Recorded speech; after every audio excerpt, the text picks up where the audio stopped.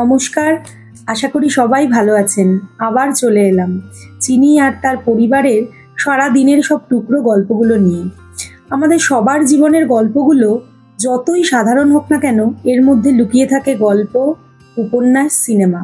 তাই ইচ্ছে করলো সব গল্পগুলো একসাথে ধরে রাখার। ভবিষ্যতের পাতা উল্টে দেখব আর আনন্দ উপভোগ করব ফেলে আসা মুহূর্তগুলোর। মাঝে অনেকদিন অফিসে ছুটি নিয়েছিলাম, তাই আবার অতদূর জার্নি করতে হবে ভাবলেই কান্না পায়। কিন্তু অগত্যা, স্বাবলম্বী হওয়া প্রত্যেকটা মেয়েরই দরকার, তবেই কিন্তু পরিবারে তোমার গুরুত্বটা একটু ভালোভাবে থাকে। তবে এটা একান্তই আমার মতামত। মর্নিং ডিউটি ছিল, ভোর 5টার সময় উঠে টিফিন গুছিয়ে গন্তব্যে রওনা দিলাম। তবে গতিময় জীবনে কিন্তু ভালো, সেখানে একঘেয়েমি খুব কম থাকে। রুটির সাথে নিয়ে নিলাম সব রকম সবজি দিয়ে শুধুমাত্র 5 ফোড়ন দিয়ে তৈরি করা একটা তরকারি। এর স্বাদ কিন্তু দারুণ হয়। সাথে একটু শশাও নিলাম অবশ্য। এবার রওনা দেওয়ার পালা। সকালের পরিবেশটা কিন্তু দারুণ, তখনও স্ট্রিট লাইট নেভে না। একটা যেন ট্রানজিশন, রোজগার চেনা পথটা যেন রোজই নতুনই লাগে, ভালো লাগে। দক্ষিণেশ্বরের ব্রিজ পেরিয়ে বাসে করে অনেকটা পথ কিন্তু পাড়ি দিতে হয়। তবে মাকে রোজ প্রণাম করতে পারি, এটা একটা ভালো ব্যাপার, এটা বেশ ভালোই লাগে। বাড়ি ফিরে দুপুরে তাড়াতাড়ি স্নান খাওয়া দাওয়া সেরে নিয়ে চিনিকে নিয়ে চললাম পড়াতে। ইচ্ছে আছে ওকে নিবেদিতা গার্লসে ভর্তি করাবো, ওর বাবারও তাই ইচ্ছে। তাই এখন থেকেই প্রস্তুতি শুরু। ও কিন্তু খুব এনজয় করে ব্যাপারটা। রোজ রোজ হাজারো প্রশ্ন, মা এটা কি, ওটা কি। সব প্রশ্নের উত্তর হয়তো সবসময় আমার কাছেও থাকে না। যাওয়ার সময় রওনা দিলাম ক্যাবে।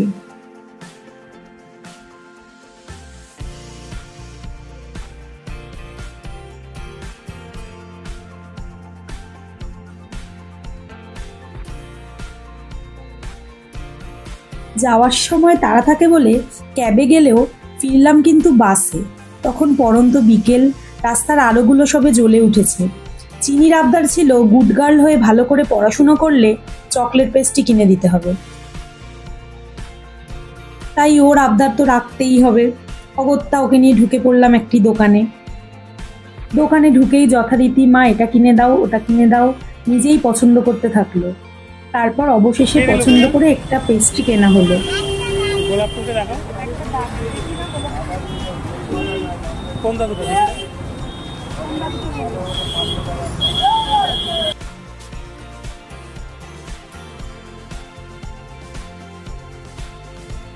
ফেরার সময় টুকটাক সবজি বাজার সেরে নিলাম। টাটকা সবজি দেখে ব্যাগ ভর্তি করার লোকটা কি সামলানো যায় বলুন। সবজি বাজার সেরে এবার ঢুকে পড়লাম মাছ মাংসের বাজারে। আমাদের দমদমের এই মাছ বাজারটা কিন্তু বেশ বড়। এত মাছ, বিভিন্ন সাইজের বিভিন্ন রকম মাছ দেখে চিনিও কিন্তু বেশ মজা পেল। বড় মাছগুলো দেখে অবশ্য ভয়ও পাচ্ছিল।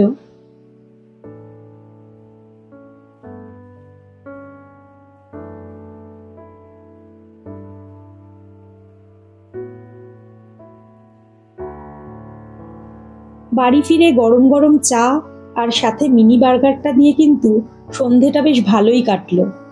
এই সময় কিন্তু মা ব্যস্ত থাকে টিভি নিয়েই, আর তার সঙ্গে আমরাও মায়ের দলে যোগ দিই। চায়ের কাপ হাতে নিয়ে বসে পড়ি সেই টিভির সামনে।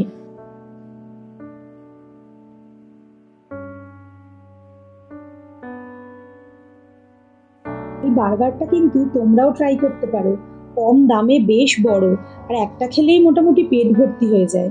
তাই সন্ধেটা বেশ জমিয়ে পরিবারের সবাই একসঙ্গে অনেকক্ষণ সময় কাটালাম, বেশ ভাল লাগলো। দিনের শেষের অক্সিজেন চিনির দুষ্টুমি। চিনি কাকে বেশি ভালোবাসে, বাবা না মাকে, এই নিয়ে চললো একখানা কাণ্ড। কষ্ট হয় না তো পরিষ্কার করতে, ঘর নোংরা করছে। বেশ বেশ বেশ বেশ, বাবা মায়ের কষ্ট দেও। বা কাকে বেশি ভালোবাসিস রে, বাবাকে না মাকে? জোরে বল, জোরে বল, সবাই শুনবে। ও আচ্ছা, ঠিক আছে, আর কিচ্ছু আনবো না আমি অফিসে। ঠিক আছে, মনে থাকে জানি। না না বল, বাবা মাকেও তো ভালোবাসি। না না, বললে শিখিয়ে দিলে হবে না। ঠিক আছে, মনে থাকবে। আসতে হবে না, আসতে হবে না, যাচ্ছে যাচ্ছে, এবার যাচ্ছে, আসতে হবে না, আসতে হবে।